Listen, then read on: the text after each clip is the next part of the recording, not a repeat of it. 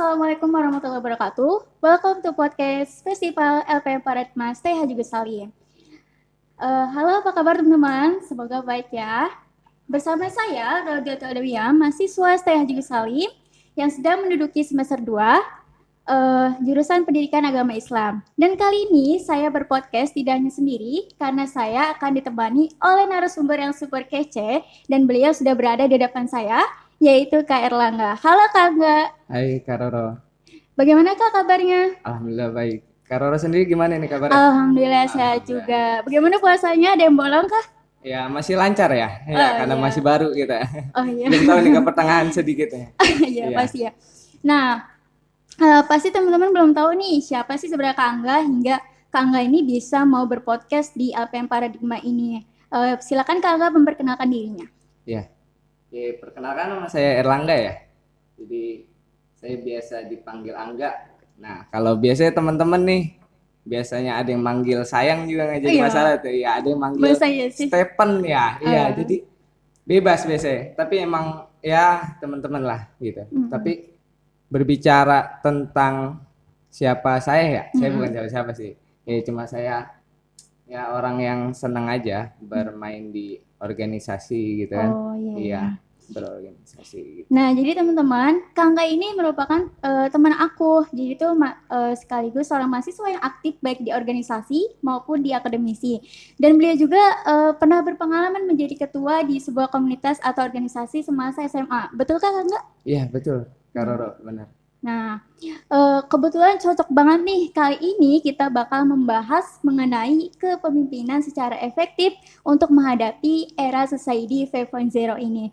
Dan menurut Kak Angga, apa sih yang dimaksud dengan Society 5.0 ini? Nah, Society for 5.0 ini secara sederhana nih gini Kak Roro. Jadi nanti di 5.0 ini kita udah berelaborasi gitu sama yang namanya teknologi. Kalau Iya. sekarang kan 4.0 itu teknologi industri ya. Iya, betul. Lebih ke arah industri. Nah, nanti di 5.0 kita itu udah bisa berelaborasi hidup bersama teknologi, contoh dalam bertani gitu ya. Iya. Nah, kita pakai gunakan teknologi gitu. Mm-mm. Teknologi yang mana bisa membantu membajak sawah dan lain sebagainya. Udah nggak pakai lagi mesin-mesin traktor mungkin karo gitu.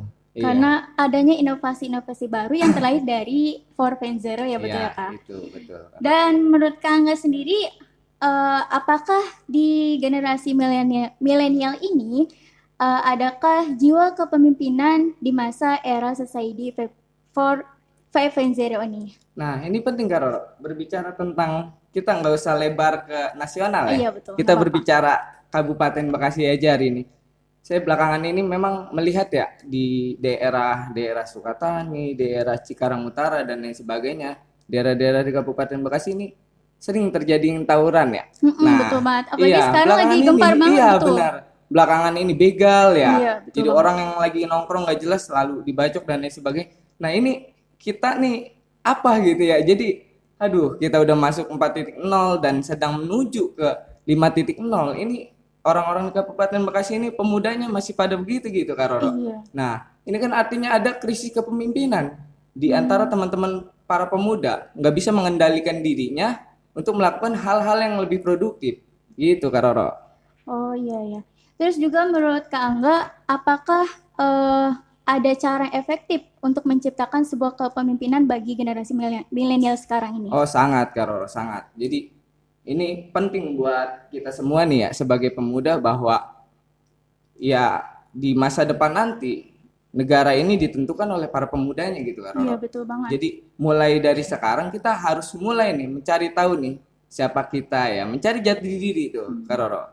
Selesai mencari jati diri kita akan tahu arah kita kemana, kita akan melakukan apa dalam hidup gitu. Nah setelah itu baru dah kita sesuaikan dengan perkembangan zaman, kita beradaptasi dengan perkembangan zaman, ditambah lagi sekarang masuk di era disrupsi ya, di mana perubahan dan inovatif berjalan secara cepat. Jadi ketika para pemuda hari ini memang masih ya senang tawuran dan lain sebagainya, hal-hal yang kurang produktif dilakukan, ini rasanya kita ingin menjadi negara maju tuh susah jauh ya rasanya. Iya, betul ya. banget, betul. Iya gitu Kak Roro. membahas tadi kan Kak Angga bilang jati diri ya. Ya. Bagaimana sih cara kita menemukan jati diri kita gitu? Nah, cara menemukan jati diri saya ini melakukan ini di umur saya lupa, di SMA kelas 1 ya. Iya. Iya. Jadi di SMA kelas 1 saya mulai Berarti di mencari jati umur diri. 16 atau Iya, sekitaran segitu kan, Roro. Di umur 16 masih masa belia ya, masih sedang-sedang iya, imut ya saya itu. Imut Iya. dari mana? Iya. Ya udah, Jadi lanjut. memang itu saya mencari jati diri bahwa saya ini siapa sih gitu ya. Iya. Ini saya punya apa gitu kan. Apa kekurangan dan kelebihan saya gitu. Dari situ nah saya cari tahu sehingga saya menemukan saya kekurangan saya dalam fisik gitu kan. Saya memang hitam-hitam manis gitu kan. Ya, Memang apa-apa. itu Biasanya bisa hitam itu kayak gula ya. Iya, itu manis. bisa menjadi kelebihan dan kekurangan biasanya kan orang. Iya, jadi memang karena hitam manis ya, jadi ada yang suka memang ada yang lihatnya ya agak kotor gitu. Nah, memang berbicara ini apa ke sana gitu. Jadi saya menemukan saya ini orangnya humoris gitu kan. Saya humble dan lain sebagainya itu kelebihan saya dan lain sebagainya. Saya kekurangan juga ada dan lain sebagainya. Sehingga saya maklumin kekurangan saya, ya saya berdamai. Saya iya, ini kekurangan saya gitu kan. Saya terima, lalu kelebihan saya manfaatkan sehingga saya menjalankan kehidupan untuk kedepannya nggak bingung. Saya mau apa, saya mau melakukan apa, itu lebih mudah, sangat-sangat lebih mudah. Nah, ini penting buat para pemuda kita bisa melakukan hal yang seperti ini juga Kak Roro gitu. Agar dalam kegiatan-kegiatannya itu melakukan kegiatan-kegiatan yang produktif. Ya, Contohnya apa tuh Kak kalau kegiatan produktif?